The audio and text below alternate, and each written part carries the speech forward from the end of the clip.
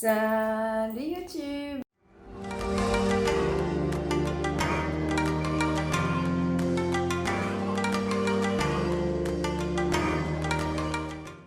Lundi, c'était la Saint-Valentin. Tout le monde est au courant, je pense. Qu'importe ce que tu as fait pour la Saint-Valentin, que tu sois célibataire ou en couple, je trouve que c'est quand même aussi la journée pour se dire je t'aime à soi. Donc j'espère que tu t'es aimé lors de cette journée, que tu as fait quelque chose pour toi et rien que pour toi.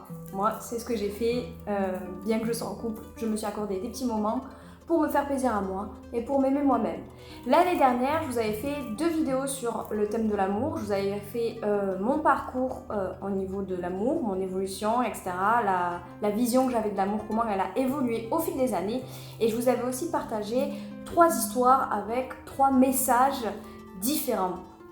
Donc je vous invite à aller voir ces 2 vidéos parce que elles sont mignonnes et intéressantes. Vraiment la vidéo sur mon parcours et mon évolution de l'amour, je trouve ça intéressant, elle est très dans l'émotion, j'ai laissé beaucoup d'hésitation, j'ai laissé beaucoup de blanc parce que c'est une vidéo que j'ai faite où j'ai mis des mots M-O-T-S sur mes mots M-A-U-X.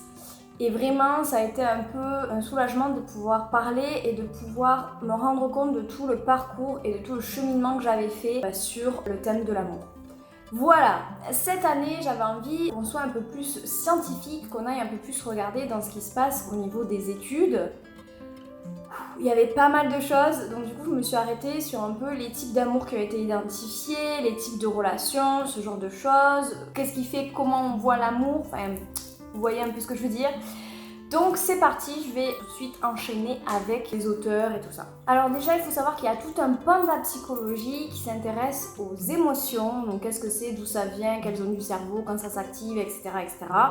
Mais voilà, aujourd'hui on va rester vraiment sur l'amour et sur des choses un peu classiques, on va dire. On va pas aller pousser vraiment sur quelle hormone est déclenchée pour qu'on ressente l'amour, etc.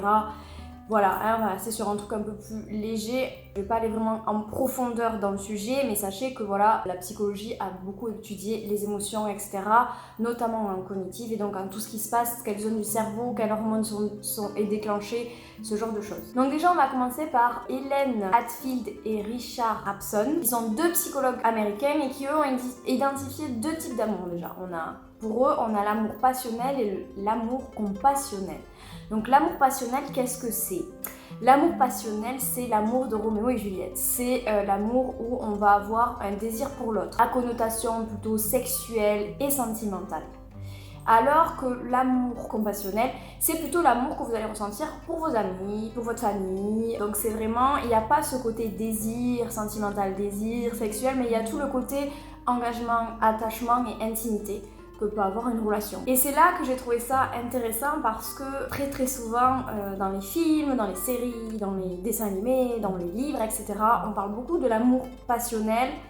Ça change avec le temps, je vous l'accorde, mais on parle beaucoup de l'amour passionnel, mais très peu de l'amour compassionnel, qui est aussi une autre forme d'amour, mais qui n'est pas de l'amour avec un grand A, quoi. C'est pas... mais qui pour moi est un des amours les plus importants dans ma vie. Alors, qu'est-ce qu'on entend par intimité, attachement, engagement, passion, etc.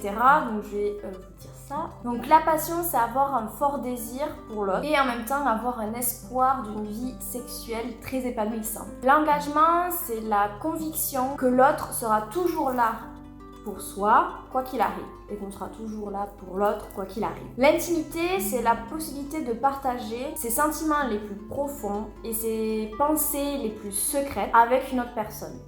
Donc dans l'amour compassionnel, on va avoir cet engagement et on va avoir cette intimité.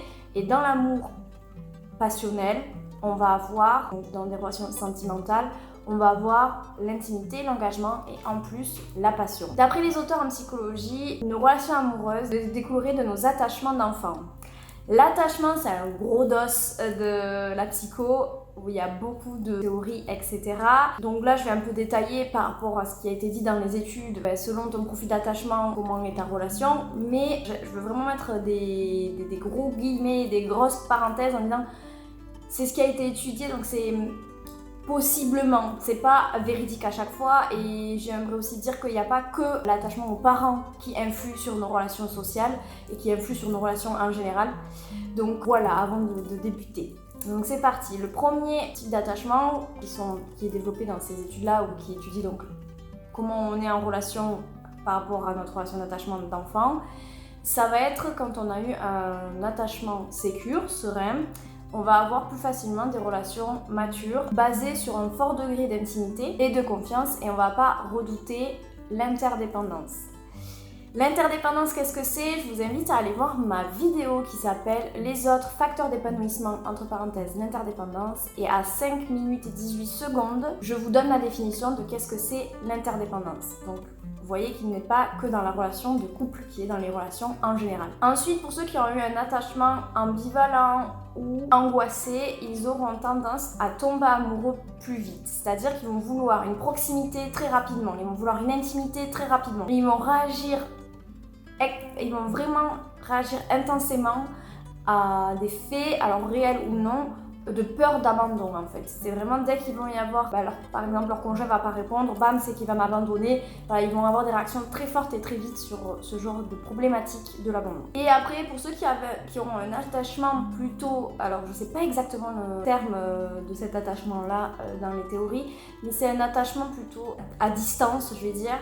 C'est des enfants par exemple qui vont pas avoir d'interaction sociale ou ce genre de choses, mais ils vont avoir apparemment plus de difficultés à créer une relation intime. Donc je le répète, tout ça bien évidemment c'est au conditionnel, puisque d'autres auteurs ont montré que nos expériences personnelles, l'éducation, la société vont rajouter des croyances sur nos schémas d'attachement et sur notre vision de la relation de l'amour, de la relation de meilleur ami par exemple.